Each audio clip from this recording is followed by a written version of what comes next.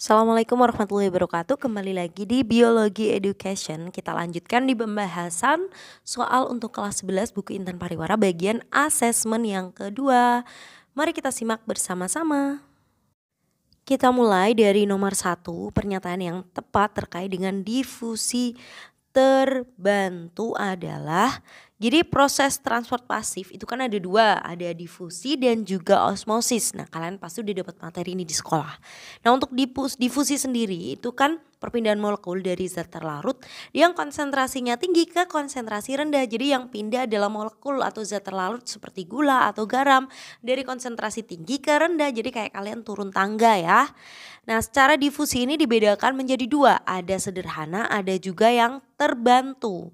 Kalau sederhana berarti secara spontan, tidak ada molekul perantara. Sedangkan untuk terbantu itu proses difusinya berlangsung dengan bantuannya protein kanal atau protein pembawa. Nah, protein kanal ini contohnya nih bisa salah satunya adalah si protein integral. Jadi protein integralnya akan membantu, oke? Jadi jawabannya adalah yang B. Kita lanjutkan di nomor 2. Cermati peristiwa-peristiwa berikut. Peristiwa termasuk transport pasif terdapat pada angka. Transport pasif kita identifikasi satu-satu ya. Yang pertama adalah molekul glukosa melewati membran plasma. Nah, ini merupakan transport pasif ya, betul. Lalu yang nomor 2 yaitu kelenjar sublingualis mengeluarkan saliva. Nah, ini bukan ya. Lalu yang ketiga, makrofag memakan patogen, ini juga bukan, ini endositosis. Yang nomor 4, molekul 1 sendok garam menyebar ke seluruh air dalam gelas. Nah, ini betul nih, ini contoh dari si difusi. Nomor 5, tanaman kangkung menjadi segar kembali. Nah, ini peristiwa osmosis ya, jadi benar ini transport pasif. Jadi jawabannya yang benar di sini adalah nomor 1, 4 dan juga nomor 5, jawabannya yang B. Kita lanjutkan di nomor 3. Saat ibu memasak makanan di dapur, Andi dapat mencium aroma masakan meskipun sedang berada di kamar. Nah, peristiwa ini terjadi karena partikel beraroma dari masakan ibu mengalami. Jadi ini salah satu contoh dari si transport pasif, yaitu perpindahan molekul ion tanpa memerlukan energi ya. Jadi transport pasif ini yang dimaksud di soal itu adalah difusi. Jadi perpindahan molekul zat dari konsentrasi tinggi ke konsentrasi rendah. Yang tinggi mana nih? Konsentrasi yang tinggi itu adalah aroma masakannya ya.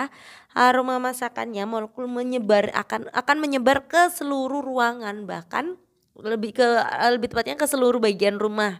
Jadi konsentrasinya tinggi, aroma masakannya, sedangkan udara atau molekul-molekul udara yang ada di rumah itu konsentrasinya rendah, maka akan menyebar. Jadi jawabannya adalah yang E, difusi sederhana. Nomor 4, perhatikan gambar sel darah merah di samping.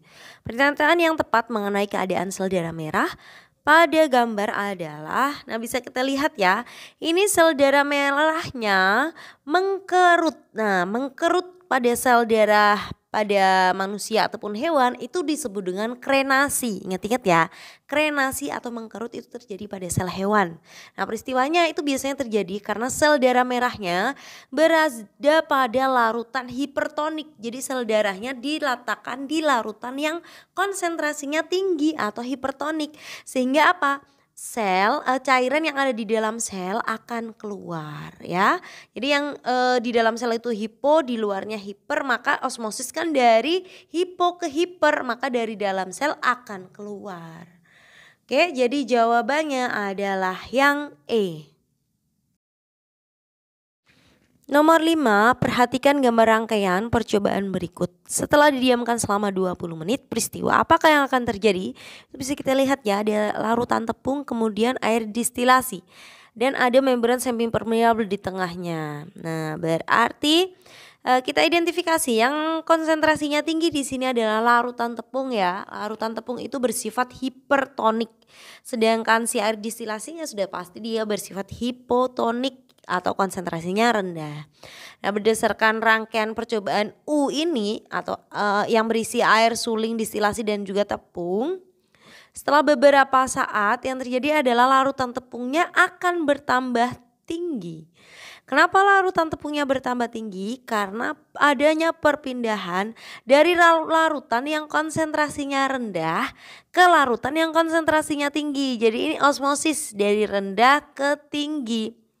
Si air distilasinya rendah, si larutan tepungnya tinggi. Jadi jawabannya adalah yang E. Volume larutan tepungnya akan bertambah karena air distilasi itu bersifat hipotonik terhadap larutan tepung. Nomor 6, grafik berikut yang menunjukkan hubungan antara perbedaan konsentrasi zat dengan laju difusi sederhana adalah, jadi faktor yang mempengaruhi laju difusi itu kan contohnya adalah perbedaan konsentrasi antara dua zat. Jadi makin besar perbedaan konsentrasi antara dua zat, maka laju difusinya itu akan semakin cepat. Jadi kalau konsentrasinya makin berbeda, maka proses difusinya makin cepat. Oleh karena itu perbedaan konsentrasi antara dua zat itu akan berbanding lurus dengan laju difusi. Jadi grafik yang paling tepat di sini adalah grafik yang C ya. Makin cepat laju, makin tinggi perbedaan konsentrasi, maka laju difusinya akan semakin cepat. Nomor 7, pernyataan yang tepat terkait kondisi sel tumbuhan yang mengalami turgid adalah, jadi turgid itu adalah kerusakan sel dikarenakan terlalu banyak air yang masuk ke dalam sel tersebut sehingga si selnya akan menggembung ya. Jadi ini terjadi saat sel tumbuhan itu diletakkan pada larutan yang konsentrasinya rendah. Contohnya air nih. Jadi air itu kan konsentrasinya rendah. Maka yang ada di dalam sel itu konsentrasinya lebih tinggi. Nah, osmosis itu dari konsentrasi rendah ke konsentrasi tinggi. Jadinya air yang ada di luar itu akan masuk ke dalam sel sehingga membuat selnya membesar. Oke. Jadi di sini jawabannya adalah yang D. Oke, kita lanjutkan ke nomor 8. Perhatikan gambar transport melalui protein berikut. Nah, protein transport zat melalui protein symporter ditunjukkan oleh angka. Jadi untuk yang symporter sendiri, di sini itu contohnya ada 3. Yang pertama adalah protein yang mengeluarkan ion natrium Na dan juga karbonat. Nah, ini gambar nomor 2. Lalu protein yang masuk ke ion natrium dan juga ion iodium yang ada di sel kelenjar tiroid ada pada gambar nomor 5. Dan juga protein yang memasukkan ion natrium, Na dan juga kalium dan juga klorida ke bagian epitel tubulus ginjal yaitu nomor 6. Jadi jawabannya di sini yang paling tepat adalah nomor 2, 5 dan 6D. Nomor 9, neutrofil berperan dalam proses perlindungan tubuh terhadap infeksi bakteri. Nah, proses neutrofil saat melawan bakteri itu termasuk transport zat melalui membran yang disebut dengan, jadi ini termasuk salah satu contoh dari si transport aktif ya. Apa namanya? Yaitu fagositosis. Jadi proses memakan benda padat. Nah, biasanya fagositosis itu terjadi ketika fagosit seperti contohnya neutrofil dan juga makrofag akan menelan si bakteri atau patogen. Jadi selnya itu akan membungkus bakteri dan menangkapnya melalui pseudopodia, kemudian membentuk kantong membran. Setelah itu barulah dicerna oleh lisosom. Oke, jadi jawabannya adalah yang B. Nomor 10, pernyataan yang tepat terkait transport glukosa yang diinisiasi oleh aktivitas pompa ion natrium dan juga kalium adalah, oke, jadi beberapa proses transport aktif itu kan melalui protein membran dapat menginisiasi proses transport melalui protein membran lainnya. Nah, oleh karena itu pemecahan ATP itu bisa digunakan untuk mengaktifkan 2 protein membran secara sekaligus. Peristiwa transport tersebut dinamakan transport berpasangan. Contohnya adalah transport pada gula atau glukosa dan juga ion natrium yang diinisiasi oleh aktivitas pompa natrium sama kalium. Jadi jawabannya di sini adalah yang D. Sekian pembahasan kita kali ini, semoga bermanfaat. Terima kasih. Wassalamualaikum warahmatullahi wabarakatuh.